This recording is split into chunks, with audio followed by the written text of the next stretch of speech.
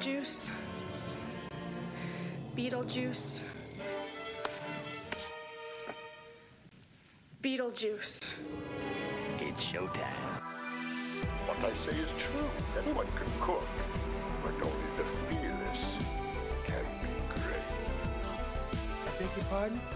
Feed me! The hell are you supposed to be? I'm vengeance. Now this is pod racing. Finally, worthy opponent. Our battle will be legendary. Do you have it in you to make it epic? Hello listeners, and welcome back to another episode of Hundreds of Movies. My name is Chris Tierney, and today I'm joined by my co-host... Ethan Battle. Hi. We back! Yeah. Ethan, how have you been? Yeah, look, I've been alright. I've had a bit of a hectic week. I was working as a scare actor at the Royal Show, which was a lot of fun. I've been playing Batman as well.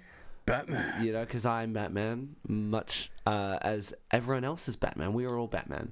But I have been dressing up as Batman and meeting children in shopping centres because it's Batman's 85th anniversary. Hell yeah. And so that's what I'm doing. So that's been taking up my time, which has been a lot of fun. I'm sure that's not going to affect the podcast maybe in a few weeks' time. Who knows? We'll have to see. I'll have to wait and find out. But maybe I'll be able to bring some extra experience into whatever we're talking about. In the mindset of Batman. Yeah. So I've been doing that. I've been very, very busy. Mm-hmm. We've been preparing for our little Melbourne trip that we're going. We're going to Melbourne. Should be fun. Should be an interesting experience. Yeah. Well, if we've got any fans in Melbourne, feel free to stalk us down. No, don't do that, please. Please no. Please don't. But yeah, I've been all right. I got a little bit of a stuffy nose, which is a bit annoying, but we move. We keep going. We keep going. But yeah, how have you been, my friend? I've been doing well, thank you. Yeah, it's been... Since last week, it's been a quiet one. I haven't really just been working mostly. I haven't really seen anything. I haven't seen any good movies, really. I've seen... hint, hint. Again. I haven't seen anything particularly great. Yeah, it's been a slow week. Fair enough. Well, I'm the opposite, productive. so, this is like two sides of the spectrum. But here we are chatting about... something quite interesting. You want to lead us into it, Chris? Ethan, I have a question for you. Yeah, shoot. I have to ask, can you consider if a better world is possible? I perhaps can, but I don't know what it would take. It must take something quite mega in scale. Mega. That seamlessly almost leads us into... good at transitions. That leads us into the discussion of this week's episode. So... Ethan and I were lucky. I don't know if that's the right word, but we were able to see an early preview screening of Francis Ford Coppola's long gestated movie Megalopolis. Shout out Luna Leaderville. Oh yeah, shout out Luna. But yeah, we went out and we saw it this past week. We saw it, and it was a film. And you can tell how much it's affected us because we're doing an episode solely on this movie alone. Normally we'd sandwich a few movies in a series, or we get a guest on, but no. We have so many thoughts of this film that we just need to get it out of the way. We need to jump on a mic and talk. We have to tell the world about what to really expect and get out of this film, because wow, it was a bit of a whirlwind. It was something. So I tried to find a little plot, and all I could really find was what Wikipedia kind of tries to explain it. Yeah, because I was going to say it's a bit all over the place. I tried to explain it to some of my friends and family about what it's actually about, and it's very hard to put into words because it just gets so crazy, and it the base of it is easy to explain, but everything that happens is just I'm clocked off. Don't even attempt to do it. So hit me with what Wikipedia. This is Wikipedia's brief explanation. So, Megalopolis is set in an imagined modern United States. It follows visionary architect Caesar Catalina as he clashes with the corrupt mayor Franklin Cicero in determining how to rebuild the metropolis of New Rome after a devastating disaster.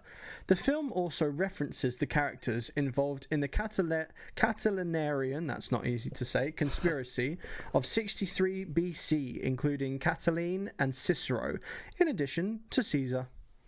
Very, very nice. Interesting. I had no idea was actually related to something that actually happened ages ago. Inspired by, references those people, but not related to what really happened. Weird. Just uses the characters' names, I guess. And the Roman Empire really is on every man's mind. Yes. It's my Roman Empire. Well, yeah, this film has garnered quite a lot of attention online. Majority of it bad, but I've seen some mixed reviews, and obviously we had to see it for ourselves and give our own thoughts. If you want to see a cheeky before and after direct reaction to the film, you can jump onto our TikTok, the Hundreds of Movies TikTok, because we made a little video there. It's also going to be on our Instagram as well.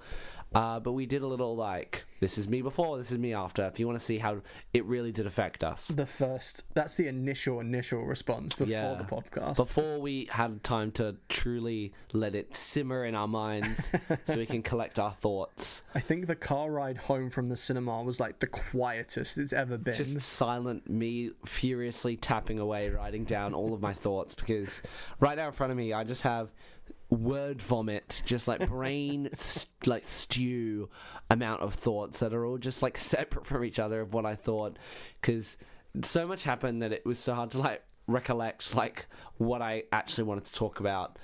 A lot of it is generalizations, but I think that's fine because a lot of the nitty gritty is just so all over the place that it's just insane to chat about. So we knew we had to talk about it. Now let's maybe give the listeners a bit of, some context behind the making of this film, because I know this was pretty intensely made over such a span of time. It has, as I was saying, as I said at the very start, it was a long gestating film. This film has been in development hell, and if you think of development hell for a movie, this is the lowest tier rank of hell that it could possibly be.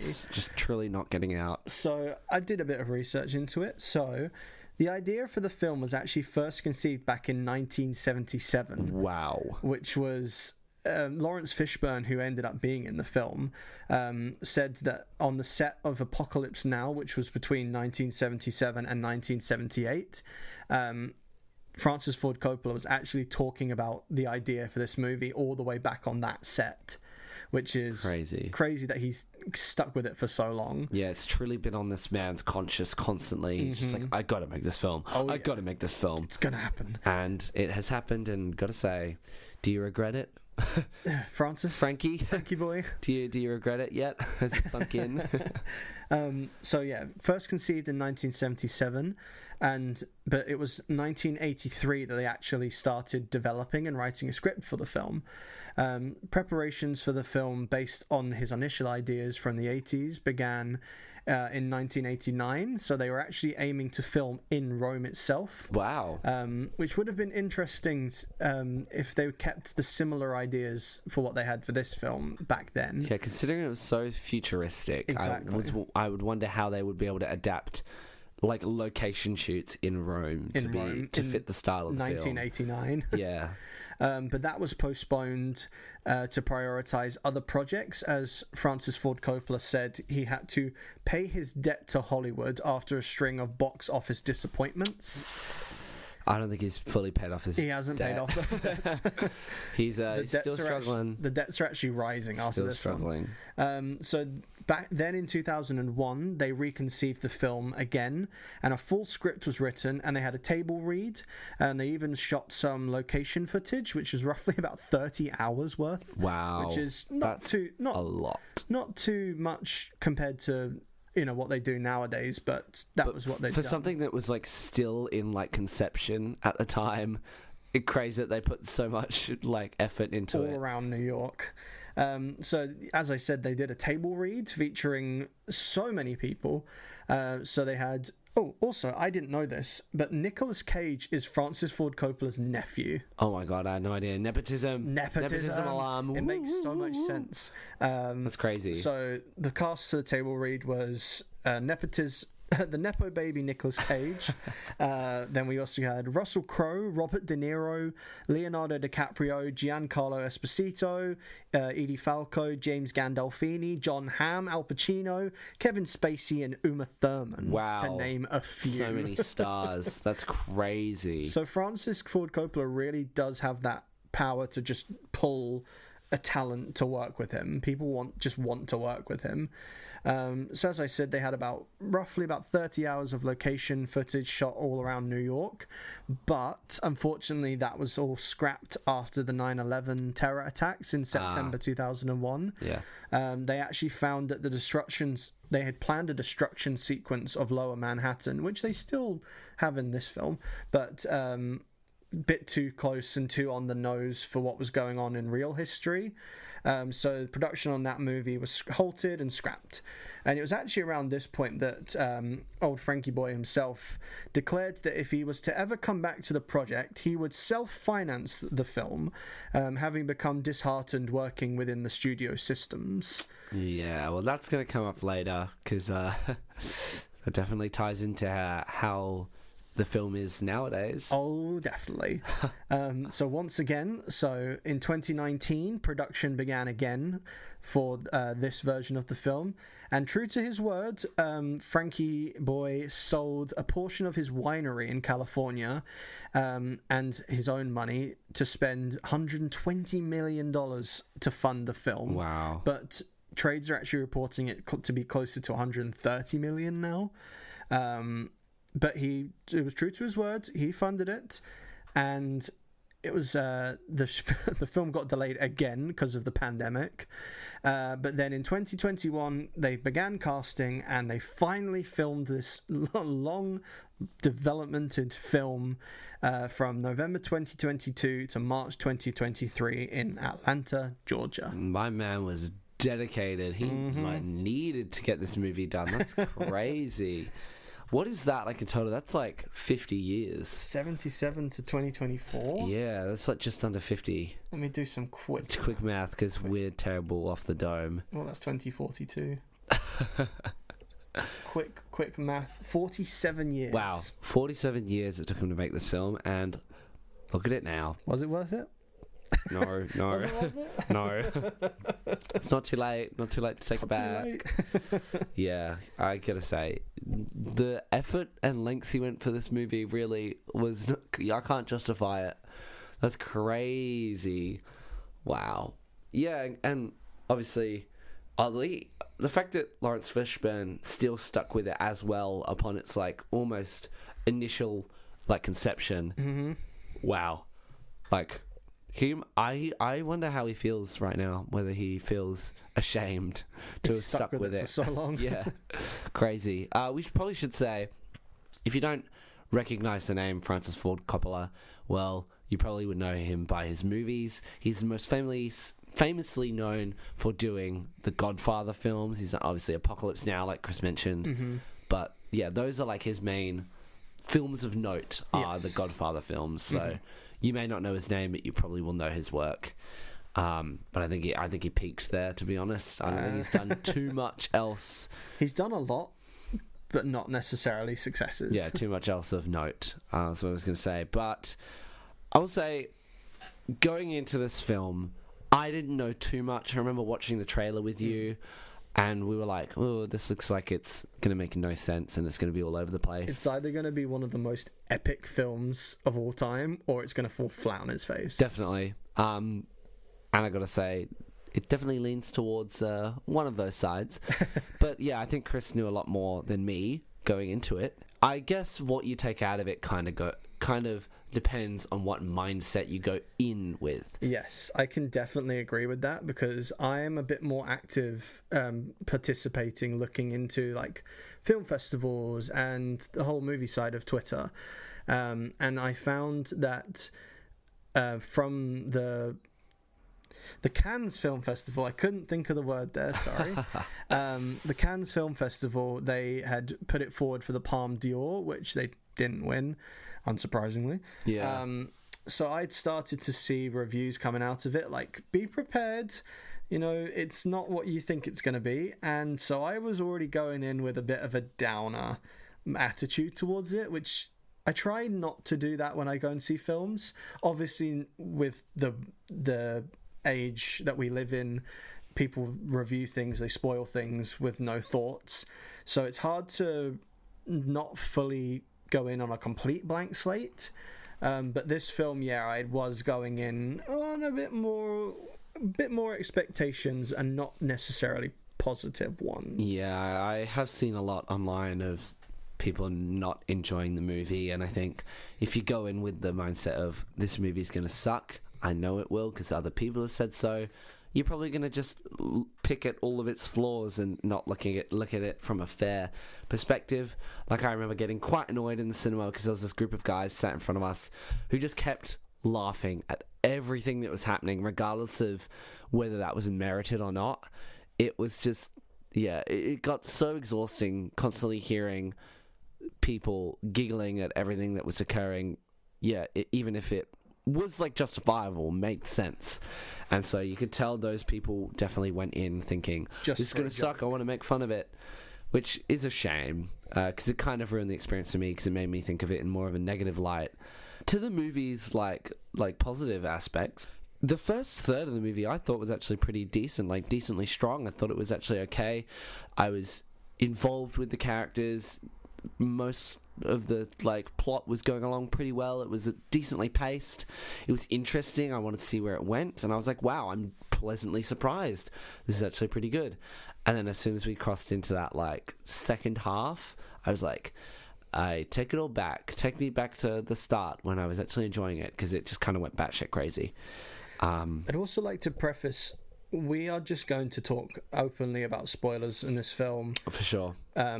We're kind of doing this as a review for people who are on the fence about it. If you're going to see it, hopefully we can help you decide. But we are just going to talk openly about this film. So spoilers ahead. If you haven't seen it, you don't have to if you don't want to. Don't need to. But you can just listen to this and be like, wow, that's crazy. And if it interests you enough that you want to seek it out and watch it, you can get on that, I guess. So maybe wait till it goes on streaming. Yeah. Some point. But spoilers ahead.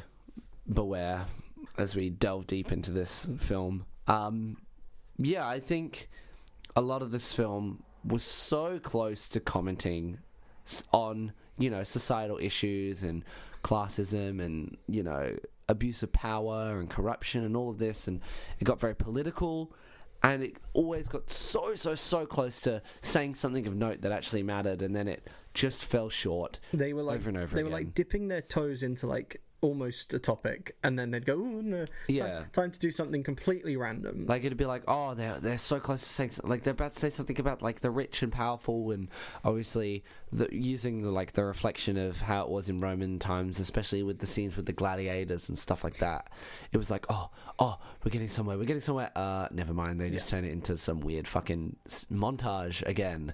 There's so many they kept doing this thing where two little black bars would appear in the middle of the screen, and they'd have flashes of real city, the real city, and then a flash of this, Megalopolis that's potentially coming, and then an actor's face will appear in the middle, and it just kept cutting, and it kept appearing every single time. Lots of weird montages with the screen cut in thirds, and I remember you literally said under your breath, why do they keep doing this? Can they stop?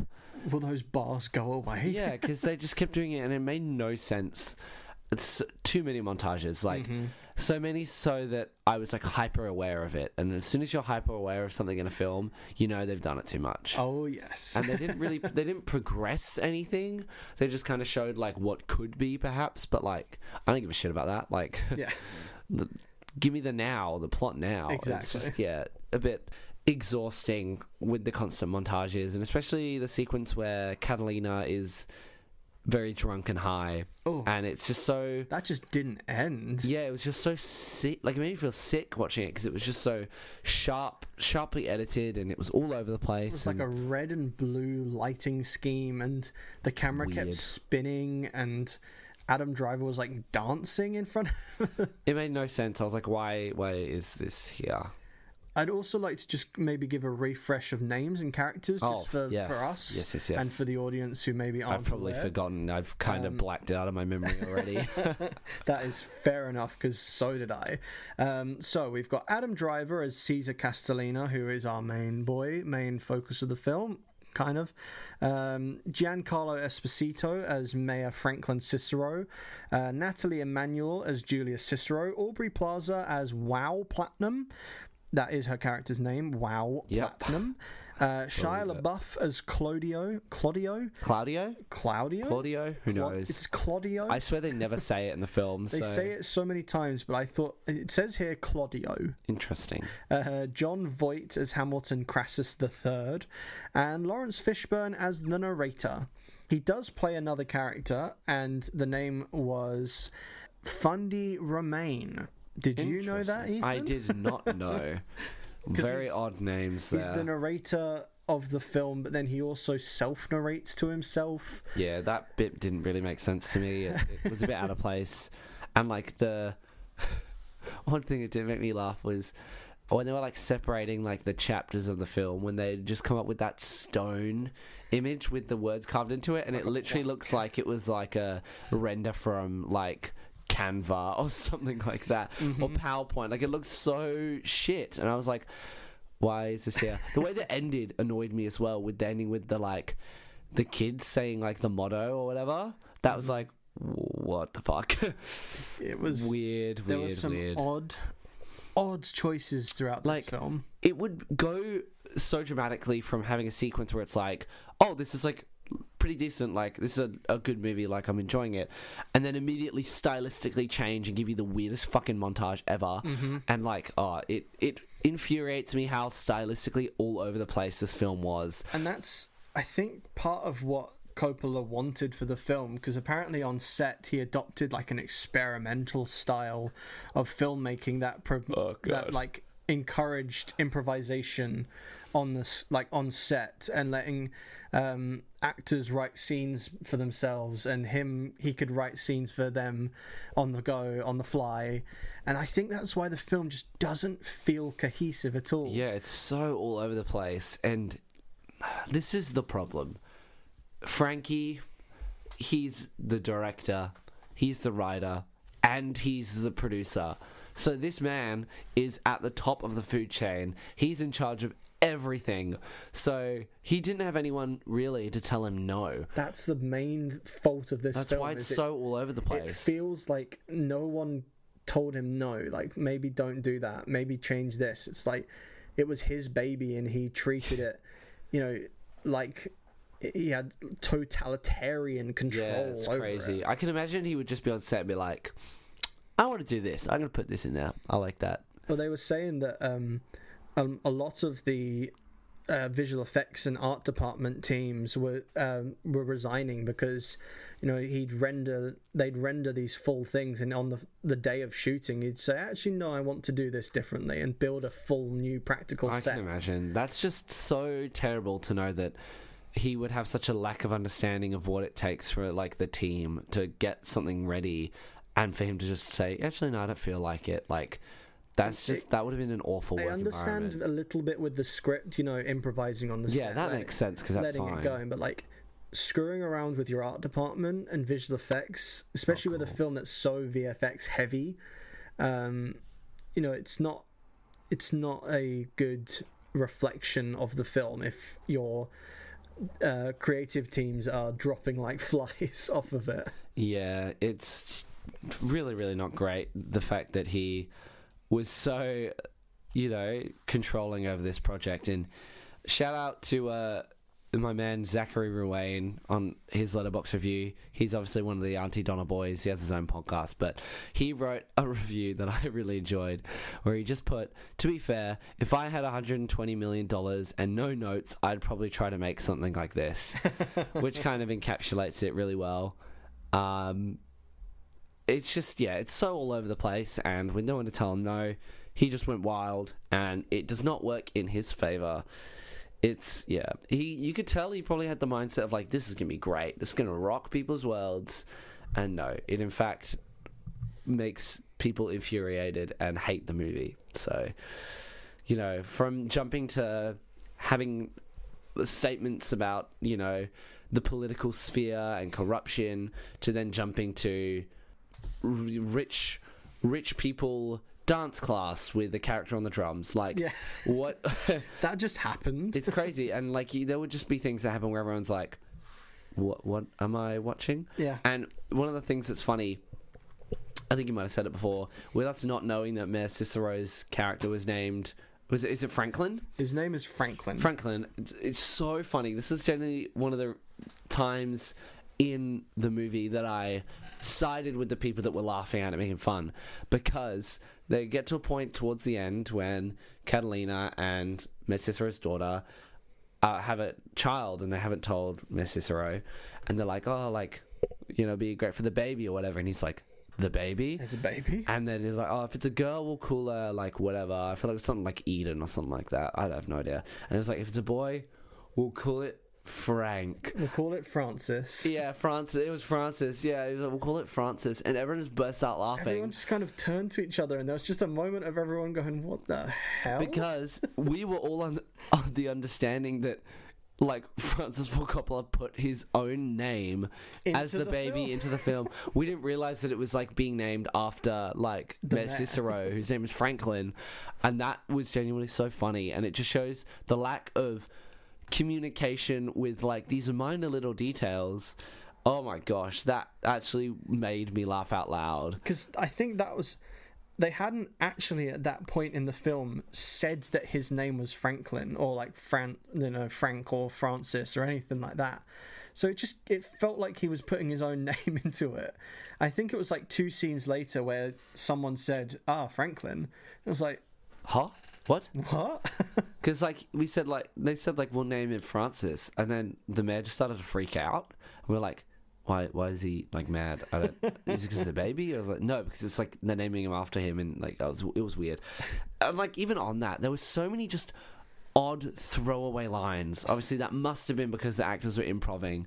For example, like there'd be lines like, "Look, Dustin Hoffman's entire arc of that film was random lines that didn't elevate the plot, didn't do anything, and they just felt like he just rocked up onto set and they couldn't get rid of him." Yeah, like people would just say one-liner things that have no relation to anything and made no fucking sense whatsoever.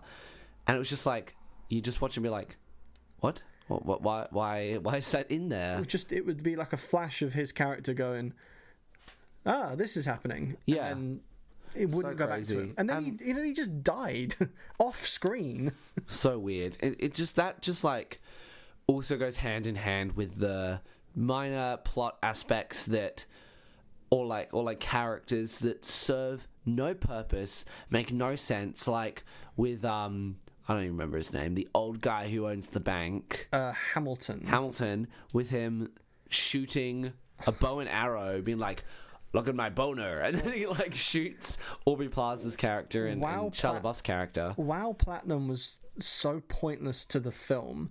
Like, I get what she was kind of there to be, you know, she was Caesar's mistress, and then she's obviously wanting fame and money, so she marries his uncle, which is Hamilton. Yeah, but it's just, I understand what they could have done with her, but again, it was so surface level. They didn't use her to progress the plot, because she could have been a real external like force of pressure and like you know, adding to the stakes with like, obviously there's that scene where they get in the elevator and it's Mayor Cicero's daughter. What's her name, by the way? I keep forgetting. Julia, that's it. Yeah, Julia and Wow are in the elevator, and she's like, oh, like as long as you play by my rules, and it's like Caesar's mine. And like they could have done something with that in terms of like the fight over him, but there just wasn't. Like it all she does is like roll her eyes. Like Julia Cicero just kind of rolls her eyes at Wow. It adds up to nothing, and there's so many of these little moments that are completely pointless. It's just it makes no sense, and it all happens towards the second half of the film. And because the film is so long as well, you're just hyper aware of these moments. You're like, I don't know what the hell is going on, and I just need it to be over. It's 2 hours and 48 minutes long. I was expecting it to be like 3, and I thought it was 3 hours and like 20 minutes. It felt like. I thought it was going to be shorter, so it kept going, and I was like, wow, this is like a really, really long movie. There were so many points where it felt like it could have ended, and you're like, oh, we're almost... No, they're still going. Not done yet. Oh, there's another scene. Oh, it just couldn't wrap itself up. And even the ending still felt like... The ending was so underwhelming. It just happened. It's like all these events happened building up to something, and then what? Like, everything was okay, and they shake hands. And the thing with the riots, and like, oh, it was just so all over the place. So too many things happening at once. It lost all sense of like drive, and like you should be able to clearly write down the major plot points to a movie in sequence. But too many things happened. Like towards the end of the film, Caesar just like fucked off for like 40 minutes. I genuinely think it was about 30 minutes. There was a whole sequence of just Aubrey Plaza and Shia LaBeouf's character and Jon Voight, and he just like you saw Adam Driver's face once, all bandaged up and gold at that point, and it was like that was the only time you saw him and then he showed up at the very end of the film again, and it's like, oh, crazy. Where's he been? Like, instead of seeing Adam Driver, the lead character, what did we get instead? Aubrey Plaza's vagina. That's what we got instead. That did happen. It did, yeah. It's just so all over the place. Stylistically, plot-wise, like, yeah, it was a shit show towards the second half. And I still stand by, like, the first third was, like, actually decent. Like, I actually thought it was, like, had some semblance of... like having its shit together and had legs. The mini description that Wikipedia gives, Caesar and the mayor clashing on how to rebuild Metropolis, how to build Megalopolis. That was like the first half of the film. Yeah, that's like the good part. Genuinely the first third of the film, and then the rest is like, I don't know what's happening, and then it's done. I think at least one of the like interesting things we had, you said it before, like, oh, I think they're going to do something in the screening that they've done other times. Maybe because it was a early like preview screening. We had an actor, or not really an actor, but like some guy, a person come in for one of the scenes and like walk up to this microphone and pretend to ask Caesar a question. First of all, you can tell that sequence was just added in to get in, like, the press. Oh, yeah. Because that little interview sequence served no purpose to the plot. It wasn't continued. We saw that. It went to black for, like, a solid... Well, I don't even know what it was. About a minute? Like, yeah, like a solid minute. It was just black screen after that sequence. And then we went to, like, this whole, like, Megalopolis building montage sequence thing. It was just so weird, and like it was kind of cool to be like, hey, they paid some guy like $20 to stand and pretend to talk into a microphone. Yeah, it was it just makes sense to me. It was like interesting to see, like, wow, it's like live theater and movie clash of the Titans, but it was just crazy. Too many aspects of the film made no sense, and they were all strung together like he was just sandwiching in the things he wanted to include in this movie. And it all ties back to him being the figurehead of the production and being in charge of everything and not having anyone say no to him. Mm-hmm.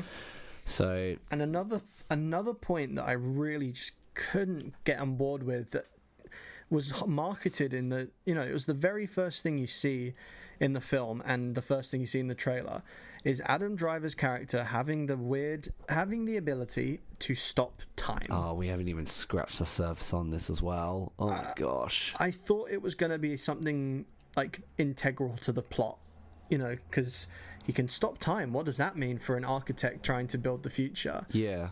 Once saying that out loud doesn't make sense either, but it doesn't get used again, like in any meaningful way. Like, he tries to jump off a building, stops time, and then comes, starts time back up again. The next time we see it's maybe like half an hour later, where a building's being destroyed, and he stops time midway through it being destroyed, he writes down a note, and then lets it just go off again. Yeah. And then he doesn't ever do it again until he seemingly loses it. He seemingly loses his power for some reason or other. It's not explained. He gets shot, but... No, that was before he gets shot. Was it? It's before he gets arrested. Oh, yeah. There's the whole scandal thing where he gets arrested, And then he comes back and they're on the bit with like the steel beams, and he's like, I don't have my power anymore. And then he just does it. And then he gets it back instantly. This is another example of an aspect that's included in the film that serves no purpose whatsoever. Mm-hmm. It's not explained. It isn't a major plot aspect. It's just there. So he's a god. He can stop time, but it doesn't affect he doesn't anything. use it for anything. No. It's just there. And oh god, I can't even begin to talk about it. And even the end sequence as well, where she stops time and everyone freezes and the baby on the floor is still moving. It's like, what? He thought he'd be like, oh, I cooked with this ending. It's like a cliffhanger, but it's like, no, you're just making no fucking sense whatsoever. Yeah, it really felt like someone else needed to be on the floor when they were filming this, just saying, hey, maybe we need to stop going as big as possible and focus in on something. And it just never found the thing to focus in on. Definitely. Like there was a whole side plot where he'd found this new adaptive material called Megalon, which he was going to use to build Megalopolis, but like he never actually really saw it. And all you ever got was like weird AI designs for what this thing could be. Yeah, it was so odd. It literally got a point where it's like they're conceptualizing the city and they're like doing all this weird stuff in his office and stuff, and then it just immediately jumps to like they've built this massive section. They've built it now.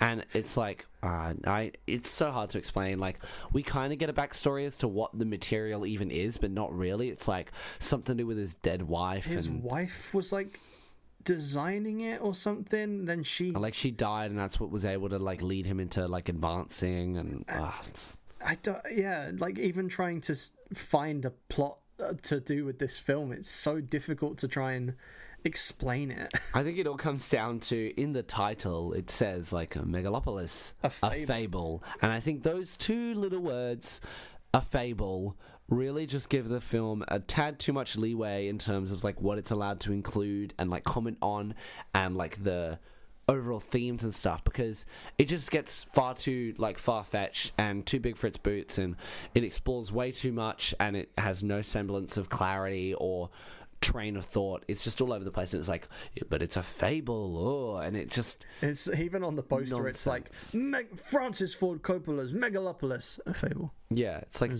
by the way, if anyone comes at me, I put fable on the poster, so it's just like a fable. It's just a fable. It just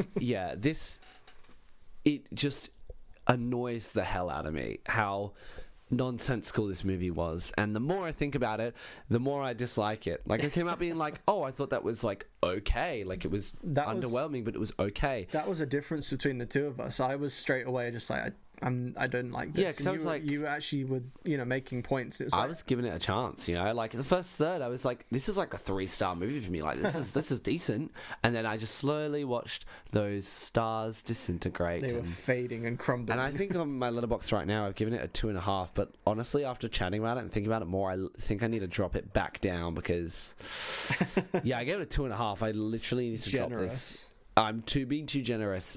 Just I hate it too much. It's just not good. The only bit which genuinely made me feel like sitting forward a little bit was the whole plot to assassinate Caesar. That was cool. That was the only bit where I was like, okay, maybe something interesting is going to happen here. But even then, it's still after he gets shot in the head, and it's like something's gonna happen.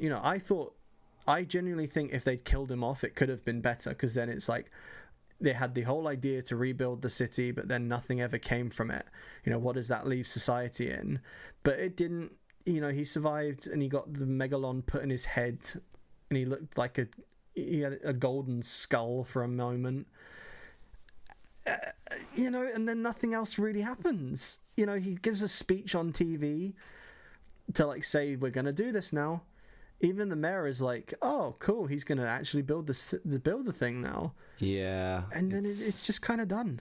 I'm looking at a lot of reviews on Letterboxd right now that are giving it like 4-5 stars, like, I can't understand where they're coming from. Like, what's so interesting to me is, like I said to you before, I reckon people are going to go on Letterboxd and just say, oh, if you don't understand this film, you clearly don't have a sense of film, of literacy media. Like, you just don't understand it. It's like, no, I don't understand it. Like, I don't see where any positives really come from. Yeah, it's just too all over the place, and I know a lot of people will label it as surrealist, but I don't think it is. I think there's a very big difference between surrealist and, like, a film that has no true, like, through line of plot. Like, that didn't scream surrealist to me. That just was, I guess, trying to be surrealist, but really wasn't. Like, no, I just can't gel with it. I can't vibe with it, and there's a critic's review on Rotten Tomatoes that I think kind of sums up this film perfectly. It just says, Megalopolis is an experience more than it's a movie, and as an experience, it's unforgettable. And I agree with that. It's not a movie. it's just a man rambling at, putting everything he could into this project, and it didn't work. And it was an experience, and I don't think I'll ever forget that experience, but not for the positive. Yeah, it's far too all over the place to me. Like, I'm reading one right now, and all it says is, "Oh," and that's it. Oh. No rating, just "Oh." Oh. Someone put half a star. What is happening? Why should I care about any of it? Someone put a half a star and said, that shit sucked, Megalopolis. Wow. And someone just put a ton of question marks, just like a big fat paragraph. The 138-minute cinematic equivalent of someone showing you a YouTube video they promise is really good. Yeah, that's... I don't think I enjoyed a collective minute of this movie. The last time I felt that trapped in a theater was Cats. Oh my god. Oh, this is great. This is becoming a little segment now. Adam Driver innocent, Francis Ford Coppola guilty on all counts. So funny how this is the prettiest looking and the ugliest looking movie ever at the same time. That is so true. That is so true. Someone put Megalopolis son or Babylon daughter. Woof. Once again, I understand that. I get that reference. I've been waiting for the release of this film in the same way that the Christians awaited the second coming of Christ. Wow, this is just a whole... Like, I'm seeing very mixed reviews here. When you take your high thoughts so seriously, you spend $100 million plus making them into a movie. It legitimately looks like a $120 million Tommy Wiseau movie. Oh my god, Tommy Wiseau could have been in this movie, and it still would have made sense. Yeah, he would have probably made it make more sense if he was attached to the project. He'd be like, "Oh, it's Tommy Wiseau. It's fine." We can just... Crazy. What an extraordinary reason to abolish my sobriety. Someone put 3 stars, boner of the year. Wow, yeah. I think right now on Letterboxd it's sat at a 2.5. Well, just before we hit record... Oh, yeah. I was crazy. Because I always bring up what the critic score is for a film on Rotten Tomatoes. To do a cheeky fact check before we started. Yes, I always double check. And just before we started recording, Megalopolis was sat at 50%. Since we hit record and we've been talking, it's gone down to 49%. It dropped while we were talking. It dropped mid-podcast. Wow. So yeah, that just really proves how mixed it is. Like, you love it or you hate it. Some people think, oh, this is cinema. Others, yeah, can't agree. I think it was rambling. I would have to, like... I understand some points that people are making when they, like, say it's, like, decent. But... yeah, I can't fully get behind this movie. I mean, we got a cool exclusive poster, which is fun. Hey, yeah. But, I love a collectible poster. Yeesh, yeah. I'm sure some people will get that poster just to then burn it. I don't think it will be replacing any of my current posters up on my wall. Yeah. Yikes. I don't think there's much more we can honestly say. Yeah, I think I'm at a that's bit not of just a... ragging. Yeah, I think I'm at rock bottom now. I can't really say anything else apart from...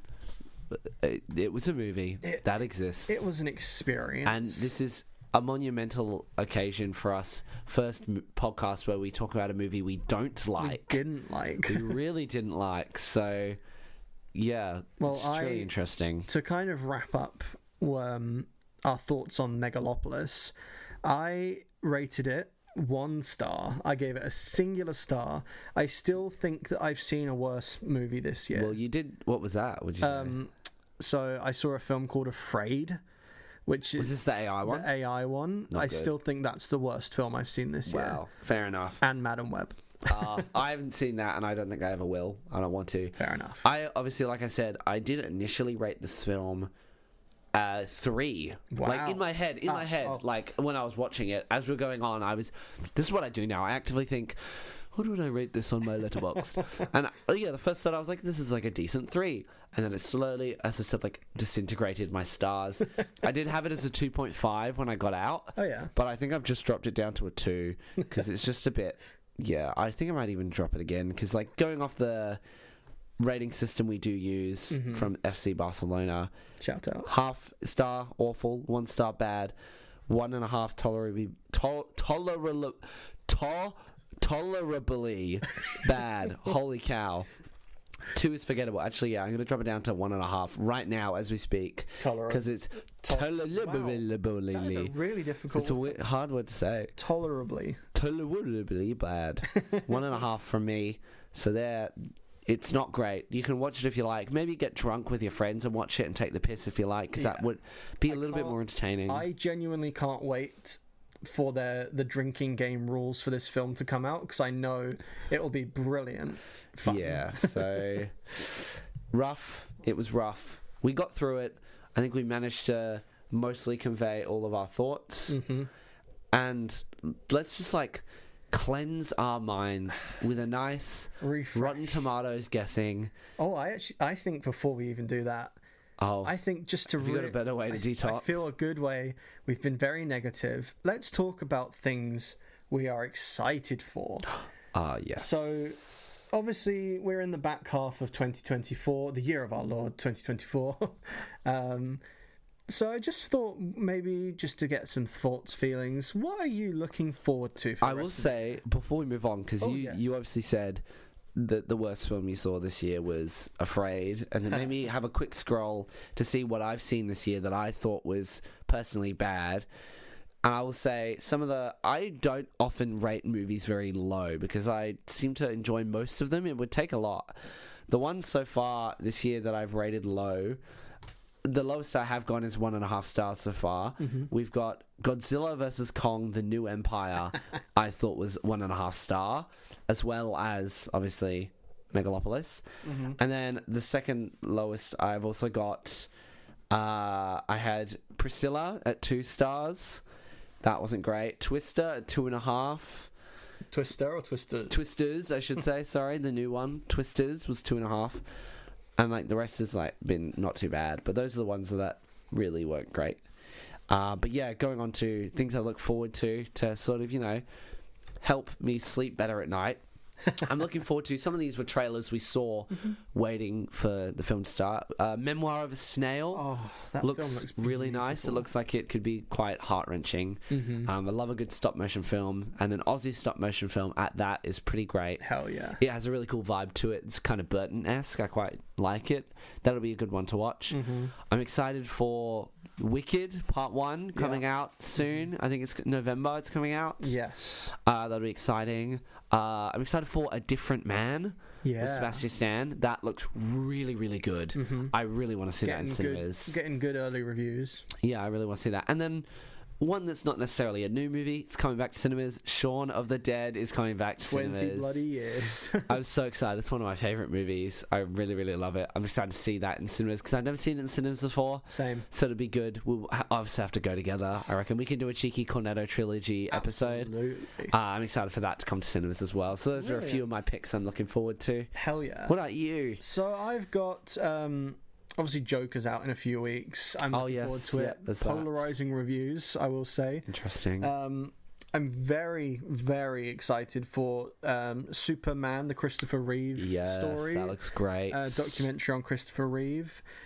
Saturday Night comes out in a few weeks. Oh, I completely forgot about that. That's going to be so good. The marketing's starting to ramp up now, and like I'm seeing TikToks on it, and like them talking about the characters. I'm getting excited. That's going to be really, really great. I'm excited for that as well. I am a simple man with simple pleasures. I cannot wait for Venom: The Last Dance. I think it's going to be. I'm actually hearing really good things behind the scenes. I haven't really vibed with the Venom films at all. Really, I just thought they're a whole lot of. They don't look nice. Like they're not nice to like watch. They kind of hurt your eyes a little bit, and they're just I personally don't gel with them. So it's not one I'm looking forward to. I feel like it's just not going to be great. Yeah. They need to kill the franchise dead while they can. They had the opportunity of introducing it to the MCU with that whole post-credit sequence, and then that got killed. So, yeah, just I don't have faith in it, but hey, it might be good. We'll have to see. Gladiator 2. Yes, that looks great as well. Obviously, Wicked. We are theatre people at heart, so Wicked is it's finally happening. I can't believe it. Yeah, because I don't know anything about the show, really. Yeah. So I'll be excited to watch part 1, and then it comes to Perth in December, so I'll be able to watch the full show. Hell yeah. After that. I'm also really intrigued for the Pharrell Williams documentary, which is all made in Lego, piece by piece. Piece by piece. Yeah. Well, that's close enough. Close. But I'm really intrigued for it, because it's the first documentary with the Lego style around it. It looks very interesting. Like, I remember seeing a trailer for it, and I was surprised, because I was like, oh, they even did all, like, the talking heads in Lego as well. Like, so they obviously filmed them, got the interviews, and just ripped the audio and did like the animation for it, which is so interesting. There's a new clip they've just released of when they're talking about him working with Snoop Dogg, and like them actually how they recorded and put together Drop It Like It's Hot. And like you can see that they're like the mini Lego people like moving around the like sound desk and stuff, and it's like got all the lyrics in Lego behind them, and it looks so cool. It's like really creative. Yeah, that actually looks like it'll be a good watch. I love a good Lego movie. And then to round out the year for me, Sonic the Hedgehog 3 looks so good, and it doesn't have the right to make me feel as hyped as I do. I haven't seen any of the Sonic movies, so I can't really attest. All I knew was that I lived through the Sonic redesign and saw that unfold right before my eyes. So, yeah, interesting. I mean, it must be decent because they made Jim Carrey come out of retirement for it, because he keeps saying he doesn't want to do another movie. And then he's back. They can't keep him away from Robotnik, so cinema is not dead. There are still some good things coming out. Hopefully. There's still some good films to look forward to. I'm sure we'll get around to talking about those. We'll do like a year in review, I'm sure, later on about... definitely on the schedule is a year in review, and then also what we're looking forward to next year. Yeah, so hopefully things to... Later down the line, though. Revitalize my love for movies and not make me want to burn my eyeballs and never watch anything ever again. That understandable. Yeah. I think that leads us into the last final section of the cheeky Rotten Tomatoes guessing game. I think this is going to be... You want me to start? Yeah, I think all right, I'll do it. Hell yeah, let's should be good. All right, my first one for you is the movie Palm Springs. Have you seen this film? Who's in it? It's got Andy Samberg in it. I can't remember the name. I have it. Is that the one that's like kind of Groundhog Day-ish? Yeah. I haven't seen it. I liked it. I watched it a while ago, but I don't remember too much of it. Alison Brie? No, it's I can't remember her name, but she's in The Penguin at the moment. She's Kristen Milotti. Yeah, she's got her in it, and it's like a Groundhog Day kind of like they repeat the same day over and over again, but they're stuck at this like Palm Springs resort thing, and it's pretty entertaining. Okay, I don't remember too much about it, but it just came to my mind when I was picking movies. What do you think? I'm gonna say 76%. Well, is that your final answer? Yes. It actually got a 95%. Oh, wow. Yeah, so I do need to watch surprisingly good reviews there. Like I said, I don't really remember much about it. I just remember watching it and being like, hey, this is cool. It's going to December. It's funny. Oh, okay. But I'll read like a little overview. It just says, Niles and Sarah find themselves stuck in a time loop and living the same day over and over again. They are drawn to each other, but certain revelations threaten their budding romance. Is all you kind of get. They find out that they can like die, and they like they spit themselves out of this like portal in a cave, and like it's just interesting. It's worth a watch. Hell yeah. People must like it because 95% is pretty good. When did it come out? Oh, that's a great question. That came out in 2020. Oh, okay. So, peak COVID movie there. Hell yeah. Interesting. I do want to watch it. Now it's made me want to watch it more. Well, there you go. Hell yeah. All right, your next movie is the Jennifer Garner and Ben Affleck led Daredevil. Oh. I've not seen it. I've not seen it either. I'm going to say 64%. Is that your final answer? Yes, it is. It got a 43. So not great. Too generous. You're too nice. I was too generous. I knew it was like not the best. So yeah, there you go. 43. Damn. Daredevil's one of my favorite superheroes. So yeah, I agree. Although the Charlie Cox series is just so great. I cannot wait for Born Again. Yes. I've heard that it could be coming out in March, and I cannot wait. That's very exciting. And finally, the last one. This is a comfort movie for me. The Cat in the Hat with Michael Myers. Oh, now, I know it's out there, and I know it's a wacky one. Did it get received well, though? Oh, I'm going to say 73%. Is that your final answer? Yes, it is. It got 10%. They gave it 10%. It's such a good movie, though. Oh my god. I love this movie. Even the audience scores aren't great. The audience scores are in the like 30s or 40s. Wow. Yeah. I love this movie. It's funny and crazy. And oh my god, the critics do not like The Cat in the Hat. Wow. Yeah, 10%. I know that. Oh, jeez. I knew that it got... it basically was the film that made the Roald Dahl estate say we're never going to allow a live-action version of his films again. Well, it's Dr. Seuss, isn't it? Damn it. Dr. Seuss, his estate was like, we're never allowing a live-action film again. Yeah, I'm not surprised. It is very crazy. There is an animated Cat in the Hat coming out next... Oh, yeah, I've seen him. Next year or 2026, I believe. Yeah, I love it so much. I think Bill Hader is the voice of the cat. Yeah. It's a part of my childhood. I love it. It's a funny movie. It's very quotable as well. Oh, it's very. So they did my man dirty. Did my man the cat dirty with 10%. Damn. Wow. I didn't get any close there. Yeah, crazy.